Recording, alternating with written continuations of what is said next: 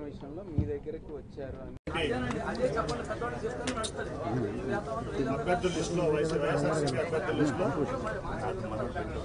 విజయవాడ ఎంపీగా నాకు వైఎస్ఆర్సీపీ తరఫున పోటీ చేసే అవకాశం కల్పించారు.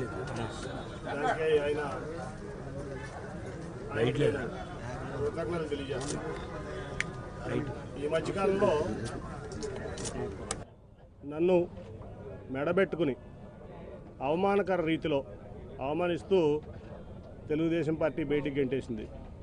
అటువంటి పరిస్థితుల్లో నన్ను ఆత్మీయంగా ఆలింగనం చేసుకుని ఆయన హక్కును చేర్చుకున్నారు. దానికి జీవితాంతం నేను ఆయనకు రుణపడి ఉంటాను. ఎందుకంటే చాలా అవమానకర రీతిలో నన్ను గెంటేశారు.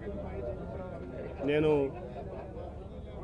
అటువంటిది నన్ను హక్కును చేర్చుకుని నాకు టికెట్ ఏమంటే నాకు ఆయన బెదవాడి నుంచి మీరే పోటీ చేయాలని చెప్పి ఆయనకి ప్రకటించడం నిజంగా ఇది. ఇప్పుడు మనం చూసాం చంద్రబాబు నాయుడు గారి ఎజెండా ఏంటంటే సింగిల్ పాయింట్ ఎజెండా. ఆయన కుమారుడు లోకేష్ గారిని ముఖ్యమంత్రి చేసుకోవడం తప్ప ఆయనకి వేరే ఏం ఎజెండా లేదు. నేను మొన్న కూడా చెప్పా,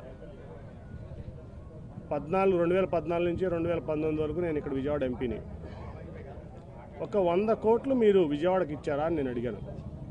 100 కోట్లు సెంట్రల్ గవర్నమెంట్ ఫండ్స్, నేను తెచ్చిన ఫండ్స్ తప్ప ఒక 100 కోట్లు విజయవాడకి ఇచ్చారని నేను చంద్రబాబు నాయుడు గారిని పబ్లిక్గా ప్రశ్నించాను. అంటే చాలామంది ఇక్కడ అమరావతి కడుతున్నారు, క్యాపిటల్ కడుతున్నారు, అసలు ఈ ప్రాంతాన్ని బ్రహ్మాండంగా అభివృద్ధి చేస్తారు చంద్రబాబు నాయుడు గారిని చాలా అపోహలు ఆ రోజు నుంచి కూడా ఉన్నారు. కానీ ఆయన అమరావతిని ఎట్లా డెవలప్ చేస్తారో నాకు తెలియదు. కానీ విజయవాడను మటుకు ఒక శ్మశానం లాగా తయారు చేయడానికి ఆయన కంకణం కట్టినారు. ఆయన ఒక ఓల్డ్ సిటీ చార్మినార్ లాగా విజయవాడను తయారు చేయాలని ఆయన యొక్క లక్ష్యం. ఎందుకో కానీ నాకు తెలియదు, విజయవాడ అంటే ఆయనకి చాలా చిన్నచూపు మొదటి నుంచి కూడా. ఇక్కడ ప్రజలన్నా విజయవాడ అన్నా ఆయన చాలా చిన్నచూపు. ఎప్పుడో ఆయన రైల్వే స్టేషన్లో ఎవరో టాక్సీ డ్రైవర్లో ఎవరో అవమానపరిచారంట. ఎప్పుడు ఆయన కెరీర్ రాజకీయ జీవితంలో కొత్తగా అదే చెప్తాడు మాకు ఎప్పుడు చెప్పిన ఆయన. ఈ విజయవాడ అంటే ఆయన చాలా చిన్నచూపు. అందుకనే అన్ని రకాలుగా ఆయన చేయకపోయినా ఏదో నాకున్నటువంటి దీంతో ఈ ప్రాంతాన్ని చిత్తచూపుతో నేను తెచ్చుకున్నాను. ఆ రోజున ఎయిర్పోర్ట్ కూడా వద్దనుకున్నాడు ఆయన. ఇక్కడ 5,000 ఎకరాల్లో అమరావతిలో ఎయిర్పోర్ట్ పెడదాం, ఈ ఎయిర్పోర్ట్ వద్దనుకుంటే ఆ రోజు వెంకయ్యనాయుడు గారు నేను చాలా అడ్డం తిరిగే దాని మీద.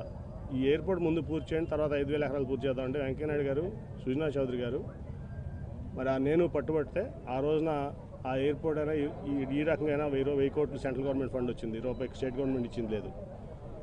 అంటే నేను ఈ ప్రాంతంలో రాజధానికి వ్యతిరేకం కాదు. నేను మొదటి నుంచి రాజధాని రైతులు నా దగ్గరికి వచ్చినప్పుడు కూడా చెప్పా, నేను ఈ ప్రాంతంలో రాజధాని ఉండడానికి వ్యతిరేకం కాదు. కట్టుకోండి రాజధాని. మీకు కృష్ణానది దాటిన తర్వాత మరి ఆ వారదవతల నుంచి కాజ వరకు మీకు కావాల్సిన సెక్రటరియేటో లేకపోతే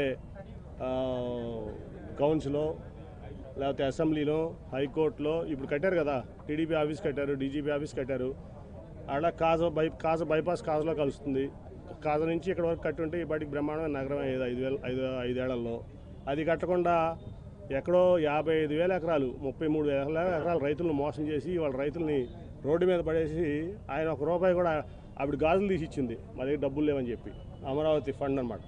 వాళ్ళ రైతులు ఎకరానికి 10,000 వేసుకుని వాళ్ళు బాగు చేసుకుంటున్నారు. వాళ్ళు కోట్లు ఇబ్బంది పడుతున్నారు. అంటే నేను చెప్పేది ఏంటంటే, నువ్వు ఆ రోజున రాజధాని పెట్టాల్సింది కృష్ణానది వారధి దాటిన తర్వాత కాజ మధ్యలో నీకు కావాల్సిన left side 9H left side right side కట్టుకుంటూ వెళ్తే బ్రహ్మాండమైన గన్నవరం ఎయిర్పోర్ట్ నుంచి గుంటూరు వరకు ఈ ప్రాంతం బ్రహ్మాండం అయ్యేది. నువ్వు నీ అనవసరమైన ల్యాండ్ మాఫియాకి వెళ్లకుండా, ల్యాండ్ దీనికి వెళ్లకుండా నువ్వు పాత అమరావతి నుంచి తెనాలి వరకు మాస్టర్ ప్లానింగ్ ఇచ్చుకుంటే ఇవాళ బ్రహ్మాండంగా ఈ నగరం ఈ ప్రాంతం డెవలప్ అయ్యేది. కావాలని చెప్పి ఎక్కడో తీసుకెళ్ళి అమరావతిలో 33,000 ఎకరాల రైతులు మోసం చేసి, నేను మొదటి రోజు చెప్తున్నా, వాళ్ళు చెప్పడం కాదు. నేను ఫస్ట్ రోజున మా ఎంపీ కొనకళ్ళ నారాయణ గారు, నేను ఇంకెవరో 2 ఎమ్మెల్యేలు కూడా ఉన్నారు మాతో పాటు కారులో వెళ్తుంటే మోడీ గారు వచ్చిన రోజు శంకుస్థాపనకు ఆ రోజు చెప్పా, ఈ ప్రాజెక్టు 30 ఏళ్ళున పూర్తి అవ్వదు, ఎట్టి పరిస్థితులు అవ్వదు, ఇది అయ్యే ప్రాజెక్ట్ కాదు. ఎందుకంటే ఈ ప్రపంచంలో ఏ రాజైనా కోట కట్టాడు కానీ నగరాన్ని నిర్మించిన రాజు లేడు వాడు. కోట కట్టుకున్నాడు, కోటలో కావాల్సినటువంటి సెక్రటరియట్లో లేకపోతే ఏదో కట్టుకున్నాడు తప్ప ఎవరో కూడా నగరాన్ని నిర్మించిన రాజు లేడు ఇంతవరకు. కాబట్టి అనవసరంగా ఏదో షాజహాన్ తాజ్మహల్ కట్టాడు కాబట్టి ఆ పేరు వచ్చింది. కాబట్టి నేను అమరావతి కడితే ఎవరో అమరావతి అంటే ఎవరు చంద్రబాబు నాయుడు అని చెప్పి కొంతమంది భూమాఫియా దారుల చేతుల్లోకి వెళ్ళిపోయి బాబు కొడుకులు ఇద్దరు కూడా ఈ ప్రాంతాన్ని, ఈ ప్రాంత ప్రజల్ని, అట్లాగే 33,000 ఎకరాలు ఇచ్చిన అమరావతి రైతుల్ని మోసం చేశారు. మీరు అడగండి అమరావతి రైతులు కావాలని. నేను ఈ మాటలు అన్నాను లేదో ఫస్ట్లోనే చెప్పాను. నేను అమరావతి రైతులు నా దగ్గరికి వచ్చేట్లా మోసం ఫస్ట్లో కొంచెం రైతులు ఇబ్బంది పడ్డారని నేను కొంచెం ఎమోషనల్ అయ్యా.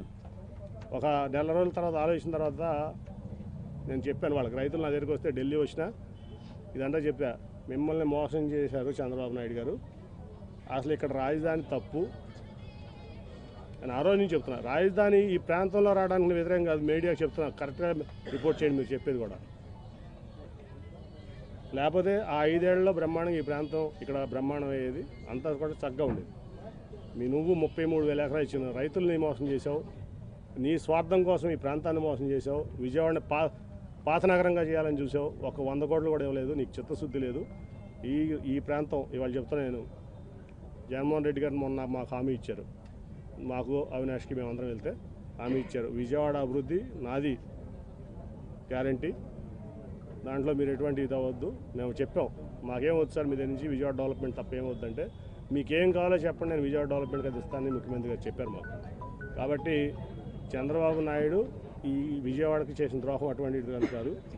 విజయవాడకే కాదు, ఈ విజయవాడ పార్లమెంట్లో 100 కోట్ల రూపాయలు చంద్రబాబు నాయుడు ఎక్సెప్ట్ పుష్కరాలు అప్పుడు తప్ప 100 కోట్లు కూడా ఇవ్వలేదు. ఈ ప్రాంత ద్రోహి చంద్రబాబు నాయుడు, ఎస్పెషలీ విజయవాడకి. ఎందుకంటే నేను విజయవాడ ఎంపీ కాబట్టి విజయవాడ మీద స్ట్రెస్ చేస్తున్నాను. ఒక 100 కోట్లు కూడా 5 ఏళ్ళు ఇవ్వాల. ఏంటి ఈయన ముఖ్యమంత్రి అయితే అమరావతి ఏం చేస్తాడు? రేపైనా సరే ఇప్పుడు పొరపాటున గెలవడు, గెలిస్తే పొరపాటు అంటే అమరావతి అంటాడు. విజయవాడ ఏమవ్వాలి? మిగతా ప్రాంతాలు ఈ రాష్ట్రంలో ఇప్పుడు క్యాపిటల్గా సెక్రటరియట్ కట్టాడు ఆయన. ఎన్నిసార్లు వెళ్ళాను నేను సెక్రటరియట్? ఎంపీ ఆయన మీటింగ్ పిలిస్తే 1-2 సార్లు వెళ్ళాను. నాకేం పని ఉంటుంది సెక్రటరియట్లో? రోజు కామన్ మ్యాన్కి ఏం పని ఉంటుంది? నీకెందుకు అంతంత పెద్ద ఈ ఏదో మాన్యుమెంట్స్? కాబట్టి ఆయన ఈ ప్రాంతానికి ద్రోహి, ఖచ్చితంగా ద్రోహి. ఆయన ఎజెండా ఏం లేదు, ఖచ్చితంగా లోకేష్ని ముఖ్యమంత్రి చేయడం ఆయన ఎజెండా. దానికోసం పవన్ కళ్యాణ్ గారినైనా రేపు మోసం చేస్తాడు, దాంట్లో ఎటువంటి డౌట్ లేదు. చంద్రబాబు వల్ల మీ కుటుంబాలు చిచ్చులు పెట్టారని మీరు అన్నారు సార్.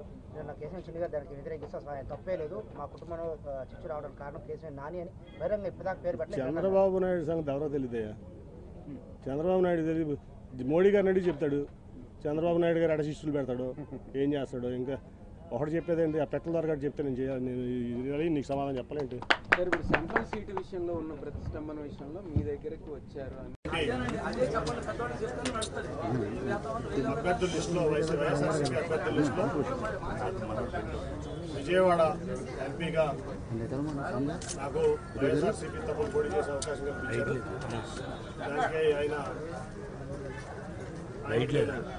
కృతజ్ఞతలు తెలియజేస్తున్నారు.